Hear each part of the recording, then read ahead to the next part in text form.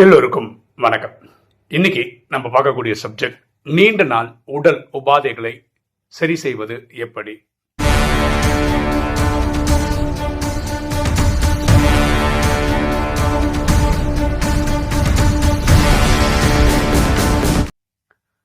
டைரக்டா சப்ஜெக்டுக்குள்ள போயிடாம, ஒரு ஆத்மா அவர் 2-3 வருஷமா ராஜயோகம் ப்ராக்டிஸ் பண்றாரு. அதுக்கு முன்னாடி பக்தி ரொம்ப அதிகமா பண்ணிட்டு இருந்தார். எஸ்பெஷலி சிவனுக்காக வீட்டில் உட்காந்துக்கிட்டு அவர் ஓம் நம சிவாய ஓம் நம சிவாய சாண்டிங் இருக்குல்ல, அது 1008 10,008 அப்படின்னு சொல்லிட்டு மணிக்கணக்கூறா பண்ணுவார். இது இல்லாமல் அவர் வீட்டு பக்கத்தில் இருக்கிற நதியில் போய் ஸ்நானம் பண்ணுவார். நம்ம இந்து சாஸ்திரத்தை நம்பிக்கை இருக்குல்ல, கங்கையில் குளிச்சா பாவம் போகும். அதே மாதிரி அவங்கவுங்க ஊரில் இருக்கிற நதியில் குளிச்சாலும் பாவம் போகும்னு ஒரு நம்பிக்கை இருக்கு இல்லையா, அந்த நம்பிக்கையில் போய் ஸ்நானம் பண்ணி வருவார்.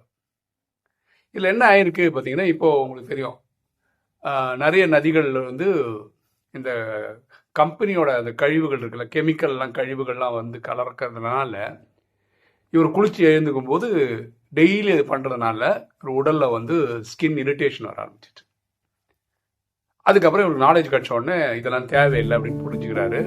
ஆனால் இந்த இரிட்டேஷன் சரியாகல, ஒரு இச்சிங் சென்சேஷன் இருந்துகிட்டே இருந்திருக்கு. அதுக்காக கடந்த 2-3 வருஷமாக அவர் ட்ரீட்மெண்ட் எடுத்துகிட்டு இருக்காரு. நம்ம அந்த ஹோமியோபதி சித்தா அதெல்லாம் சொல்ல பார்த்தீங்கன்னா, அதுலேருந்து மருந்து வாங்கி வாங்கி வாங்கி தேய்ச்சின்னு இருக்கார். அதுலேருந்து இனியும் அவர் விடுபடலை. அது அவருக்கு ஒரு தர்ம சங்கடமான சூழ்நிலையாக இருக்குது. அதாவது குளிச்சது தான் இது இம்பேக்ட், ஓகேவா. இப்போ அந்த மருந்து சாப்பிட சாப்பிட அந்த மாதிரி அப்ளை பண்ண இவருக்கு உடம்பு நல்லா இருக்குது. கொஞ்சம் நிறுத்திட்டா திரும்பவும் அந்த இரிட்டேஷன் இச்சிங் சென்சேஷன்லாம் வந்துடுது. இது அவருக்கு மனசு ரொம்ப கஷ்டத்தை கொடுக்குது. உடனே ஒரு வாட்டி பேசும்போது இதெல்லாம் சொன்னார். இதுலேருந்து நான் இனி மீண்டு வரவே இல்லை, ரொம்ப வருத்தமாக இருக்குது. இது நான் யாருக்கு என்ன கர்மம் பண்ணணும், எனக்கு இந்த மாதிரி அனுபவிக்க வேண்டிய நிலைமை வந்துச்சு அப்படின்னு கொஞ்சம் வேதனையோட சொன்னார்.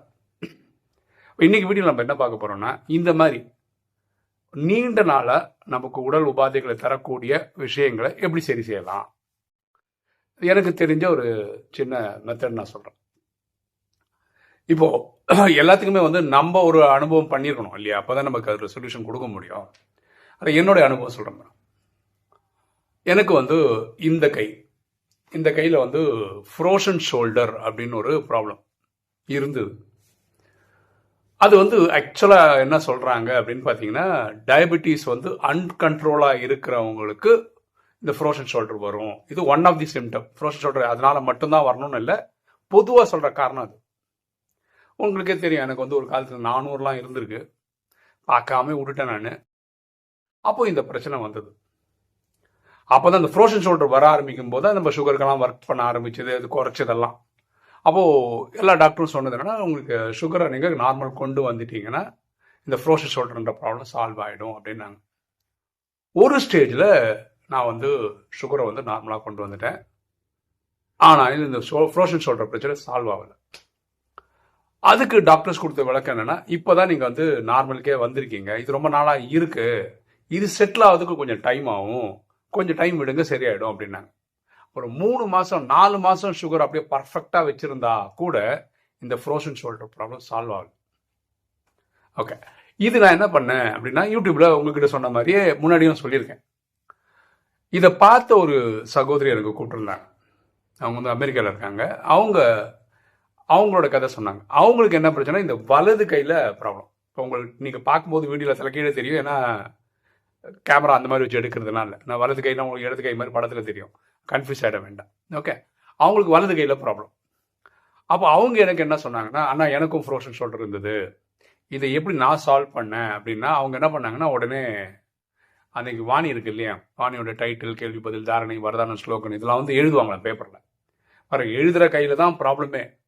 பயங்கர பெயினோடு எழுதுவாங்களாம். குறைஞ்சது ஒரு 1/2 மணி நேரம் எழுதுவாங்களாம். அந்த வலியோடு எழுதுவாங்களாம். பாபா நினை பண்ணி எழுதுவாங்களாம். இப்படி 1 மாதம் பண்ணதில் அவங்களுக்கு அந்த ஃப்ரோசன் ஷோல்டர் சரியாயிடுச்சு அப்படின்னாங்க. ஆனால் நீங்கள் ஏன் அதை ட்ரை பண்ணக்கூடாது, உங்களுக்கும் ப்ராப்ளம் சால்வ் 2 வருஷத்துக்கு மேலே இருக்கே, ஏன் நீங்கள் அதை ட்ரை பண்ணக்கூடாது அப்படின்னு சொன்னாங்க.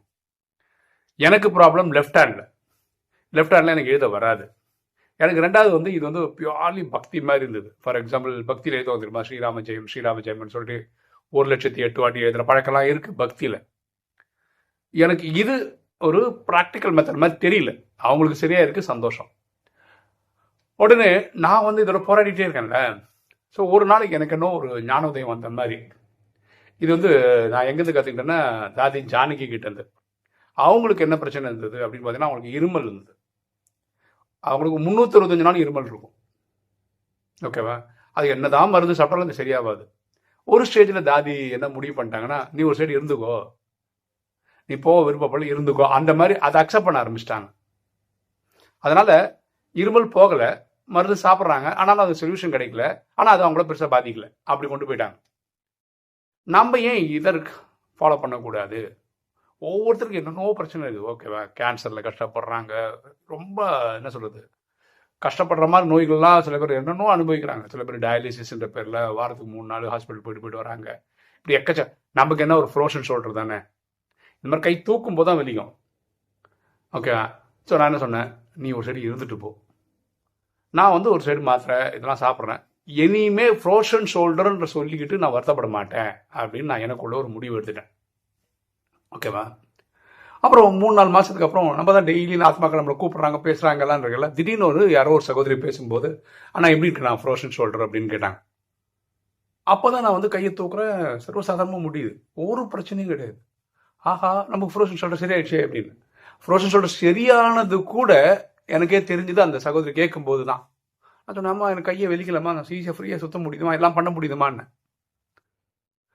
ஸோ எனக்கு தெரிஞ்ச டெக்னிக் இது, நான் கரெக்டுன்னு நான் சொல்லலை, எனக்கு ஒர்க் அவுட் ஆனதை நான் உங்களுக்கு சொல்கிறேன். அப்படின்னா என்னென்னா, ஒரு நீண்ட நாள் பிரச்சனை, அதை வந்து நீங்கள் பாபாட்ட கொடுத்துருங்க, அப்பா நீ தான் இதை பார்த்துக்கணும் அப்படின்னு கொடுத்துருங்க. அதை பற்றி வருத்தப்படுறத விட்டுருங்க. அப்போது நாளடைவில் அது உங்களை விட்டு போயிடும் அப்படின்றது என்னுடைய அனுபவத்தின் பாடம். பரமாத்மா வாணியில் என்ன சொல்கிறாருன்னா, இப்போ உங்களுக்கு வந்து உடம்பு சரியில்லை அப்படின்னு வச்சுக்கோங்களேன், பொதுவாக உலகத்தில் இருக்க எல்லாருமே உடம்பு சரினா துக்கப்படுவாங்க, வருத்தப்படுவாங்க, அழுவாங்க, இல்லை புலம்பி தள்ளுவாங்க, ட்ராமா தீர்த்துருவாங்க, எல்லாம் பண்ணுவாங்க. ஆனால் பரமாத்மா வந்து ராஜயோகியாக நீங்கள் என்ன நினைக்கணும், நம்ம கார்மிக் அக்கௌண்ட் இப்படி கழிஞ்சு போகுது அப்படின்னு நினச்சி சந்தோஷப்படுங்கன்னு சொல்கிறேன். ஓகேவா? நான் அந்த ஆத்மாவுக்கு இதுதான் சொல்யூஷனாக கொடுத்தேன். நான் இது பண்ணேன், எனக்கு சரியாயிடுச்சு. இப்போ நீங்கள் மருத்துவம் எடுத்துக்காங்க, ட்ரீட்மெண்ட் பண்ணிட்டே இருங்க. இதை நினச்சி வருத்தப்படுறீங்க தெரியுமா, 2 வருஷமாக கஷ்டப்படுறேன், 3 வருஷமாக கஷ்டப்படுறேன், இனியும் சரியாகல, இந்த ஸ்கின் இரிட்டேஷன் இருந்துட்டு, இதுலேருந்து வெளியே வாங்க. மனநிலையிலேருந்து அது இருக்க தான் செய்யுது, ஆனால் அதுக்காக வருத்தப்படுறோம் அழறோன்ற அதை விட்டுடுங்க அப்படின்னு. அது வந்து உங்களுக்கு தீர்வு கொடுக்கலாம். அது இன்னைக்கு கொடுக்குமா, நாளைக்கு கொடுக்குமா, நாளைக்கு கொடுக்குமா எனக்கு தெரியாது, கொடுக்கும்போது கொடுக்கும். நீங்கள் அப்படி ட்ரை பண்ணி பாருங்க அப்படின்னு சொல்லியிருக்கேன். அது அவருக்கு சரியாகும் இல்லையா, அப்போ எனக்கு கண்டிப்பாக சொல்லுவார் இல்லையா, அப்போ நான் வந்து திருப்பி ஒரு வீடியோவில் நான் கண்டிப்பாக சொல்கிறேன். இப்போ வீடியோ பார்க்குற உங்களுக்கும் ஏதாவது ஒரு பிரச்சனை ரொம்ப நாள் இருக்கலாம். அதுக்கு பெஸ்ட் மெத்தட் என்னன்னா, அது இறைவன்கிட்ட கொடுத்துருங்க. அதை பற்றி நினைச்சு வருத்தப்படுறத நிறுத்துங்க. ஓகேவா? இது எனக்கு இந்த ஃப்ரோஷன் ஷோல்டர் விஷயத்தில் நடந்திருக்கு. ஓகே, பாருங்க, நான் உங்களுக்கு பேசிட்டு இருக்கும்போது இந்த கை தான் ப்ராப்ளமே. சர்வசாதாரணமாக தூக்குறேன், முன்னாடி இப்படி நம்ம தூக்கும்போது முகத்தோட ரியாக்ஷனே உங்களுக்கு கண்டுபிடிச்சு அப்படி மாறிடும். இப்போ அப்படிலாம் கிடையாது, ஃப்ரீயாக தான் தூக்குறேன் நான், என்னால் பண்ண முடியுது, அந்த வழி இல்லை. ஹானஸ்டாக சொல்கிறேன், இப்போ எனக்கு சுகர் வந்து 200 இருக்குது. நார்மல்லாம் கிடையாது, 140 அது மாதிரிலாம் இல்லை, 200க்குலாம் இருக்குது. அப்போது எனக்கு ஃப்ரோஷன் ஷோல்டர் வரல. இது கரெக்டு கிடையாது, சுகரை நான் கரெக்டாக கொண்டு வரணும், அது வேறு விஷயம். இதெல்லாம் தாண்டி வந்திருக்கேன்னு சொல்ல வரேன், சரியா?